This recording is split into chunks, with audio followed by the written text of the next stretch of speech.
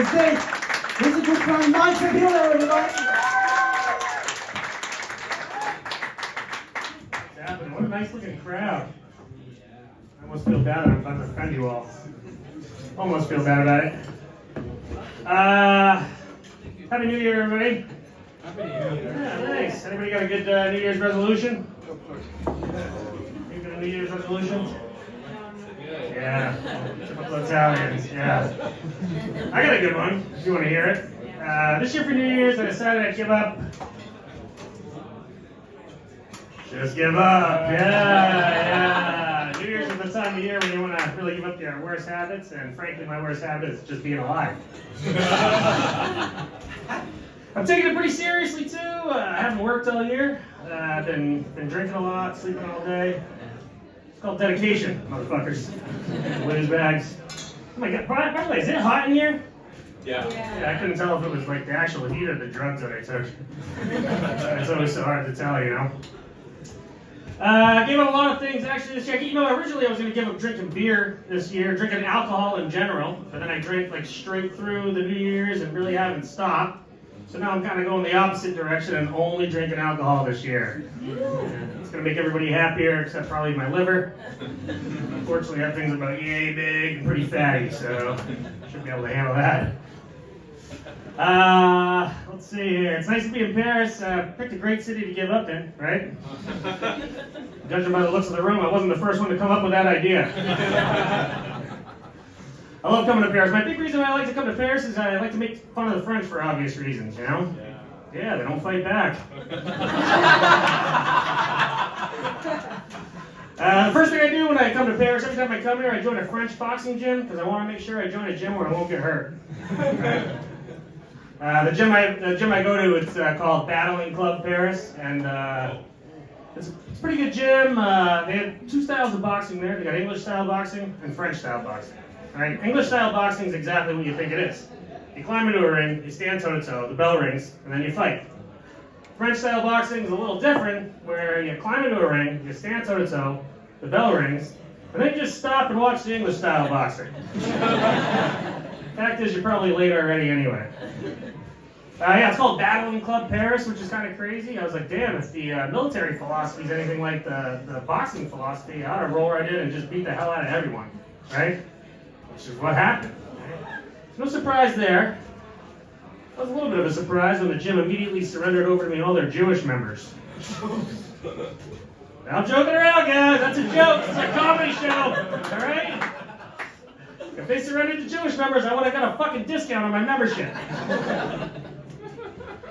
Let's see here. Yeah, Paris, what a great city. I love it. Every time I come here, I feel like I stand out as an American. I don't know, my clothes, I mean, I'm obviously American. This shit was all made in China, right? And the city has it all. Art, history, culture. I never let any of that boring shit get in the way of my good time, right? I was walking around Paris the other day and I noticed there's arches all over the place. You notice all these arches? There's so many arches down the backbone of Paris that this whole city's got fucking scoliosis. I don't even think that joke's funny. I'm glad somebody laughed. Just working on my New Year's resolution here. Let's see, you guys are Italian, you said, huh? Are you both Italian? You're Italian? Yeah, both of us. Both of you, that's too bad. Well, I don't like Italian Americans, if you want to know the truth. I used to live in New York and there was a ton of Italian Americans, and they were always saying, they speak Italian, and they'd say mozzarella and prosciutto and calamari. To me, it never sounded like they know how to speak Italian. It just sounded like they didn't know how to say the name of meat, fish, and cheese. You know? That's what your therapist said? Maybe I didn't hear you right. Are you Italian American? Never mind. Let's see. It's not my first time in Europe. I did a pretty cool comedy tour around Eastern Europe not too long ago. The first question I get is, do they even speak English over there? Well, they didn't, but they laughed at all of my jokes, so it's sort of like the opposite of what's happening right here. I got to do some sets in Serbia, which was pretty cool. Called my buddy up. I'm like, yo, dude, I'm going to Serbia. He's like, man, that's amazing. I always wanted to go to Siberia. Dude, I'm not going to Siberia. I'm going to Serbia. He's like, oh, I thought Serbia was just short for Siberia. And he told me to enjoy my time in Africa and watch out for the Koreans. And I asked him about it later, and he just thought I was back in Queens. I think you're from New York, you'd probably get that joke. Shit, yeah, I don't know if you guys know the history of the United States and Serbia, but way back in the 1900s, we bombed that place. Way back in 1999. Yeah, I went over there to make a bunch of jokes about it. Wasn't a good idea, they didn't like them. Turns out the Serbians like their jokes clean, you know, ethnically speaking. You can laugh, guys, it's a fucking joke, alright? We're making fun of shit. Yeah, I bombed over there. In fact, you could say it was the worst U.S. bombing in Serbia since 1999. Okay? I left that place mostly for fear of my life, you know, by the end of it. I got bumped up to first class on my way out of there. I don't know if any of you guys fly first class. Judging by the looks of it, I'm going to say you don't. It's pretty awesome when you fly first class. They're a lot nicer to you. The stewardess comes up to me right before the flight. Yeah, I've been drinking a little, but she's like, hey, is there anything I can do to make the flight more comfortable? You know? So I was like, yeah, take a hand job and some Valium. And she slapped me. Yeah, hard too, right before I came. Damn near killed off the effects of the Valium. Let's see. I'm going to go a different direction with this because I think I'm losing some of you. And I think, comedy's about relatability, right? So I want to give you guys a little advice. If she says she's a dancer, she's a stripper. If she says she's a stripper, she's a hooker. And if she says she's a hooker, well, she's a really honest hooker. She's also probably really old because I think the more modern term for that is content creator. This is a little advice my father gave me before he died, advice I plan on passing on to my own kids someday if they ever find out who I am or where I'm at. I travel all the time. Get it? My kids don't know me. It's kind of interesting because, which is really interesting, because a lot of my friends, they got really successful kids. Like one of my friends got a kid that's playing pro football. My other buddy, he's got 2 daughters that are playing pro volleyball. My other buddy's got a bunch of kids that are engineers. And my kids just want to know who dad is. You know? I don't know, I'm just here to make myself laugh, all right? I don't care if it doesn't apply to one of you. That's your problem, all right? And all the other comics, they gotta follow me. Shit. I got kind of lost here. What was I going to say? Well, okay, I'll tell you something kind of interesting. I'm a TV producer back in the United States.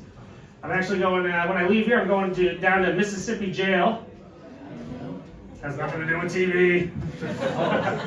No, it does. I'm actually working on a TV show down there, so I'm not a criminal or anything, but I'm just going down there to exploit some. You know? As a TV producer on these reality shows, like, my job is to get these people to sign a release so that we can use their image before they get sober enough to realize this is a terrible fucking idea, right? But I like jail culture. Jail's fun for me. I spent a lot of time in jail, so, the apple doesn't fall far from the tree, right? Exactly what my parents predicted for me. But jail's cool. I got my Halloween costume out of jail this year. I got a set of the inmate clothes, right? And I was like, cool, Go out for Halloween as a sexual predator. I don't even need to dress up. I was so worried about stealing jail clothes too. I was like terrified to steal jail clothes, getting caught. And I was thinking, geez, if I do get caught, I'm gonna get the jail clothes. That's what happens. Shouldn't steal from jails. I'm not doing that. Well, I'm going to tell you this. You guys might not like this joke, but again, I'm making myself laugh up here. I actually met my ex-girlfriend in jail. Yeah. She wasn't an inmate or anything. Shocker. But she was a TV producer as well. When we were together, I was definitely her bitch. I felt like I was in jail. But she was a Persian woman. I met her in a jail way down in the south, right? Persian woman by the name of Nagar. I don't know if you can see where I'm going with this. Oh, yeah. Like, I don't know, I don't make a lot of great decisions, but if my name's Nagar, I'm probably not going to choose to work in a primarily black jail in the South unless I'm actually trying to incite a race riot. Get it? The jokes you gotta explain are always the funniest, right? The crazy thing is, she got a sister who hates me, which I actually don't really feel like that's crazy. I feel like that's kind of the mentality of the crowd here. But her sister's name was Nasi. This is true shit. I'm not making it up. They were best friends. You gotta hand it to their mother, huh? Raising a Nagar and a Nasi under the same roof and them coming out best friends. They'd probably use mom over there in Gaza or Palestine or Israel or whatever the fuck you want to call it. I don't do politics, alright? It's not my shit. Bum. I told you my dad died, huh? Told you guys that earlier when I was telling you to give me that advice. My father died of cancer. Thanks, assholes. Yeah, it was pretty sad. It was a bummer. Yeah, he died of cancer. Cancer's the second most dominant gene in my family. So, thank God for alcoholism. Right?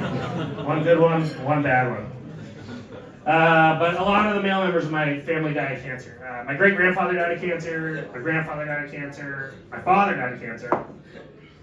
I sure hope my brother gets cancer. Because let's face the fact, one of us getting it and he has insurance. Besides, I've been taking alcoholism for the team for a long time, so... Still working on that one. Shit, I had something funny I was going to tell you. I was saving it for the end, but I'm blanking on it. So I'm just going to leave it at that. That was a lot of fun. You guys have been awesome. Happy New Year.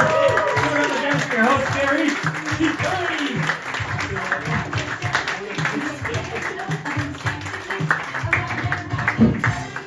Mike, St. Hilaire, everybody. Okay, so are you ready for the next comic?